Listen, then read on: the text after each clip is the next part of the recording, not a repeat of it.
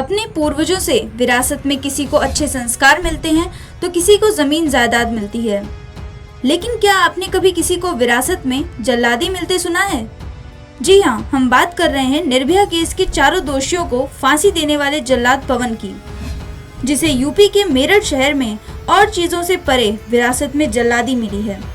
इसी मिली हुई विरासत में पवन अपने पुरखों का रिकॉर्ड तोड़ने वाले हैं। पवन जल्लाद कहते हैं, मैं बिल्कुल तैयार बैठा हूँ। यह मेरे पुरखों का ही आशीर्वाद है कि उन्होंने अपनी उम्र में एक बार में एक या फिर ज्यादा से ज्यादा 2 मुजरिमों को ही फांसी के फंदे पर टांगा था। मैं एक साथ अपनी जिंदगी की पहली फांसी में 4 मुजरिमों को टांगने वाला हूँ। पवन जल्लाद न केवल अपने पूर्वजों का रिकॉर्ड तोड़ेंगे बल्कि हिंदुस्तान के करीब 100 साल के इतिहास में 4 मुजरिमों को एक साथ फांसी देकर एक नया रिकॉर्ड भी कायम करेंगे। पवन जल्लाद कहते हैं कि यह मौका मेरे हाथ पहली बार लग रहा है। जहां तक परदादा, दादा और पिता का रिकॉर्ड तोड़ने की बात है तो मैं भला यह कैसे कर सकता हूं? वे तीनों तो फांसी के मामले में मेरे गुरु रहे हैं। उनसे ही तो मैंने फांसी लगाने का हुनर सीखा था। आज उसी को अमल में लाने का मौका मिला है।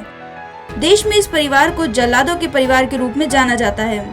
इस परिवार की पहली पीढ़ी के मुखिया लक्ष्मण 1950 से 1960 के दशक में देश में मुंसिफों यानी अदालतों द्वारा सजा दिए गए मुजरिमों को फांसी पर चढ़ाने का काम करते थे।